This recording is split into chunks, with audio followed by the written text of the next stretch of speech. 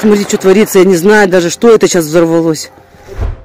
Fantastis, itulah kata yang tepat untuk melihat apa yang baru saja Ukraina lakukan. Dengan menggunakan drone, Ukraina mampu menghancurkan pesawat-pesawat tempur Rusia, di mana laporan dari berbagai sumber menjelaskan jika total 40 pesawat Rusia dihancurkan dalam serangan tersebut. Zelensky mengatakan, jika 117 pesawat nirawak atau drone digunakan dalam apa yang disebut operasi jaring laba-laba, di mana ini jelas menampar pertahanan Rusia yang gagal menghentikan kehancuran terbesar yang pernah dilakukan Ukraina tersebut. Menanggapi serangan besar ini, potensi senjata nuklir pun mencuat. Apalagi Putin telah mengubah doktrin nuklir Rusia, di mana mereka tidak hanya akan menggunakan senjata nuklir jika mendapatkan serangan nuklir, tapi bisa jadi akan menggunakan nuklir jika mendapatkan serangan konvensional. Lantas, apakah arti dari kehancuran 40 pesawat Rusia baru-baru ini?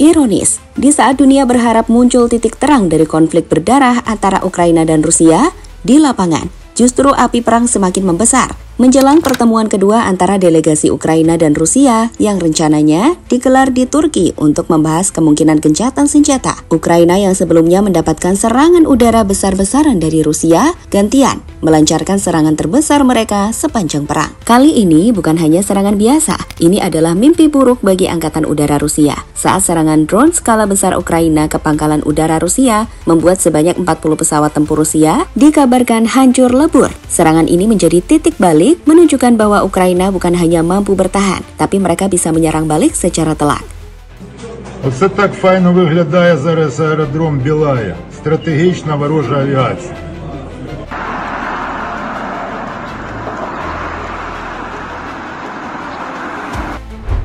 Melihat kehancuran besar-besaran dari pangkalan udara Rusia, pertanyaan pun muncul. Bagaimana Ukraina bisa melakukannya? Bagaimana drone Ukraina bisa sampai di pangkalan udara tanpa diketahui? Nah, di sini strategi Ukraina cukup mencuri perhatian. Jadi, Ukraina ini diam-diam mengirimkan drone FPV tanpa diketahui melalui truk kabin kayu bergerak ke Rusia. Drone-drone tersebut disembunyikan di bawah atap kabin yang kemudian dipasang di truk. Saat sudah sampai di lokasi tujuan, atap terbuka dari jarak jauh dan puluhan pesawat nirawak atau drone diluncurkan dan terbang langsung dari truk, menyerang pesawat pembom strategis milik Rusia. Lihatlah momen saat drone-drone itu keluar dari truk.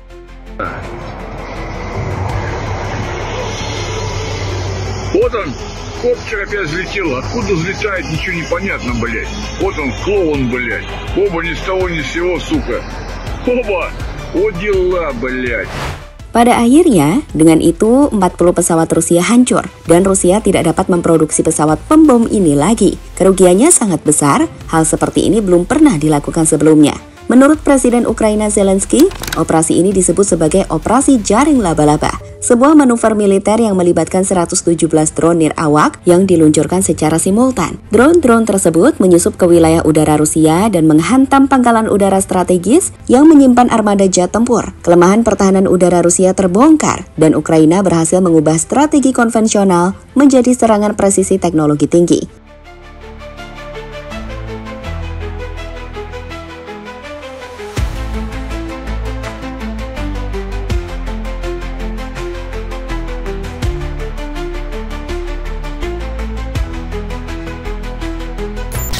Zelensky, ini fantastis.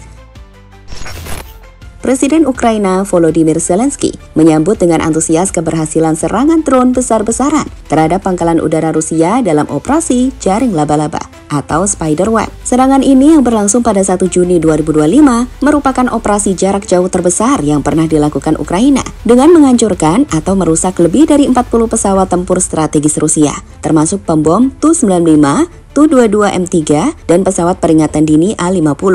Zelensky menggambarkan operasi ini sebagai hasil yang benar-benar brilian.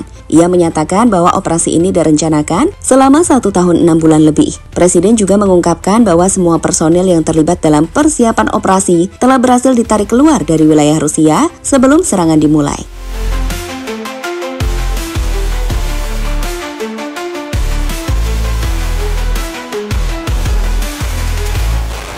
Sementara itu, melihat pangkalan udara Rusia dihancurkan oleh Ukraina, Amerika Serikat menilai jika Presiden Rusia Vladimir Putin sedang mengalami hari yang sangat buruk.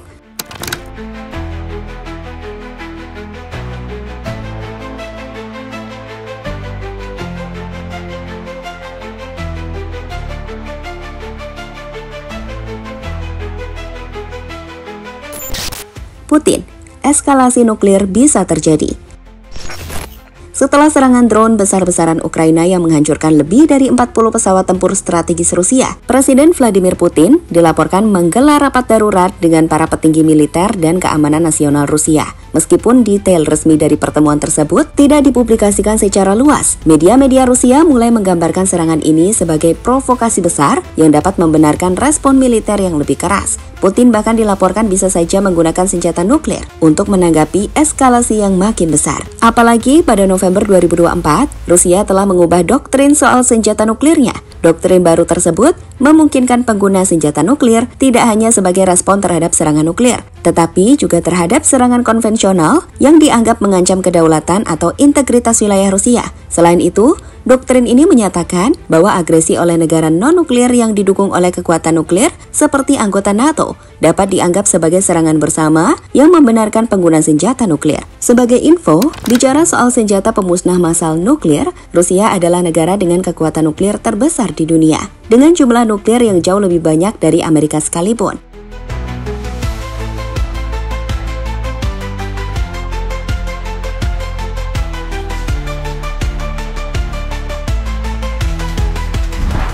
So, dengan latar belakang ini semua, ancaman penggunaan senjata nuklir oleh Rusia tidak lagi sekedar retorika. Perubahan doktrin tersebut menurunkan ambang batas penggunaan senjata nuklir dan meningkatkan resiko eskalasi konflik ke tingkat yang lebih berbahaya. Situasi ini memerlukan perhatian dan kewaspadaan dari komunitas internasional untuk mencegah kemungkinan buruk.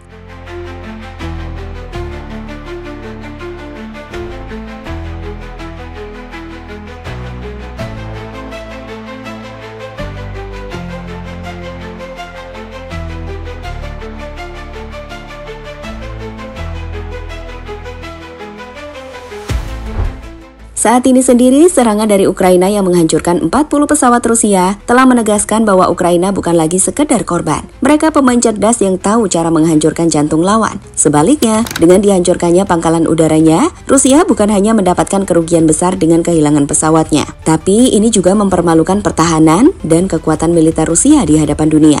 Sementara itu, melihat eskalasi yang semakin besar, sumber intelijen barat menyebut bahwa negara-negara NATO telah menaikkan tingkat kewaspadaan ke posisi maksimum. Semua skenario kini sedang disiapkan, karena jika Putin benar-benar membalas dengan brutal, konflik ini bisa berubah menjadi perang global. Perang yang semula lokal, kini menebar ketegangan ke seluruh dunia.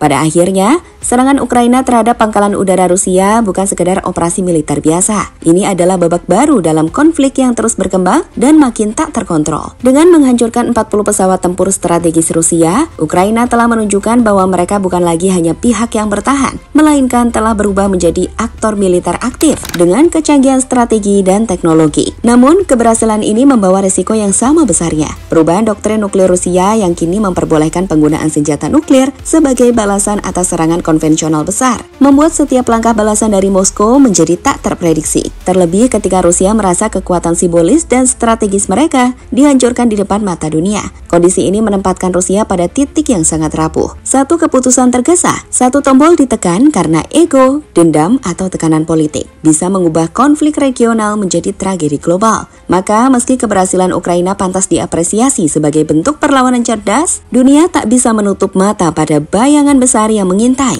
eskalasi nuklir. Kini harapan hanya bertumpu pada dua hal: kebijakan yang tenang dan diplomasi yang segera. Karena jika tidak, dunia bisa mendapati dirinya menghadapi bukan hanya perang yang lebih besar, melainkan sejarah kelam yang terulang.